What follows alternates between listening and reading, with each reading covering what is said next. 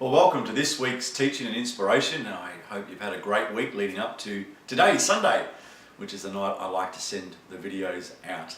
You know, this week's been really interesting for me. I had two experiences that I want to share with you that prompted me for today's video, and it's really about sometimes small effort can bring really big gains or outcomes at the end. And for me, one of them was I reconnected with a friend after 24 years, and so my family met with her family in Melbourne. And we had a cuppa together. We all got along so well that we ended up hanging out and shopping together. We ended up having dinner together. And as you can imagine, we told stories and old stories and laughed, and it was just amazing. And all that became because she reached out on Facebook and said, hey, you wouldn't be Steve who used to come to our house every Monday night for years. And of course I was, and in my lawn days. And so for our families to meet and talk about history, it was amazing.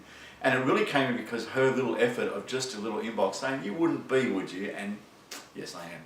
So we had a wonderful time, and it got me thinking there was another relationship that I was concerned about. I don't know if you've ever had this, but it's like, how come I haven't heard from them, or have I done something wrong, or what's happened?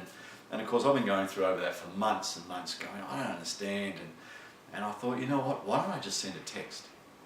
It's not invasive, and who knows? So I did. I sent a text and said, hey, miss chatting, and wondering whether you'd be free sometime we can share a meal or grab a cuppa together. And if you've heard my teaching before, I talk about the power of sitting over the table from somebody over a meal. It's incredibly powerful. I make this statement, it's very hard not to like someone when you're sharing a meal with them. It just changes things. So anyway, I sent it off, and I'm like thinking, will they ever, respond? And there was no basis for that. They've always responded.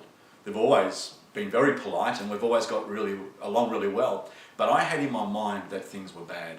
And I don't know if you've ever experienced that, but I'm sure you have actually. We come up with these things, don't we, in our mind about how it's going to be or how it is, and the reality is it isn't. So I sent it off, and they got back to me within a couple of hours and said, hey, great to hear from you, and it'd be excellent to get together. Why don't we do that in the next couple of weeks? So I was really pleased. I was thinking of another situation I had today on my walk actually.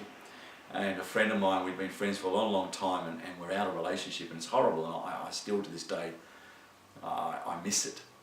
And but I remember when, in the earlier stages, we would be sharing some meals together every week or two, working through some stuff. And every time we had a meal or got together, we sort of fell in love with each other again, if that makes sense. It was like, actually, you're really cool, and I really like our friendship. But then we would have time apart, and things would go wrong again, and the mind, and both of us, and we would sit and we would talk about it. When we don't catch up for a few weeks, I'm convinced you hate me and you're against me and you're talking about me, and then we get together and it's like, but it's not like that at all, and we'd laugh and share, and it was like, you know what, there's something so powerful about taking the time to connect. A small thing, a phone call, a letter, an email, an inbox, whatever it is, could absolutely change everything. For our families, we had such a great experience because somebody made the effort to connect with me. My friend that I've been longing to make sure our relationship was okay, I think he's okay, and I can't wait to get together because I made the effort just to send that text. It doesn't always go like that, does it? I sent one this week to somebody else, and I sent the same one 2 weeks ago, and nothing. And I'm like, I don't know what I've ever done, but okay, I need to learn to move on from that. There's a throwaway line for you. Just move on from that. I've discovered I'm not very good at that.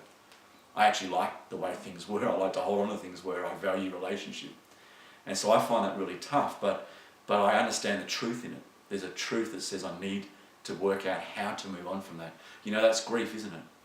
I grieve the loss of that relationship. We grieve our loved one who's died. I grieve the job that I used to do. I grieve the health that I used to enjoy, or whatever it is. There's this wanting so desperately to have what was, and yet we've got to embrace what is now.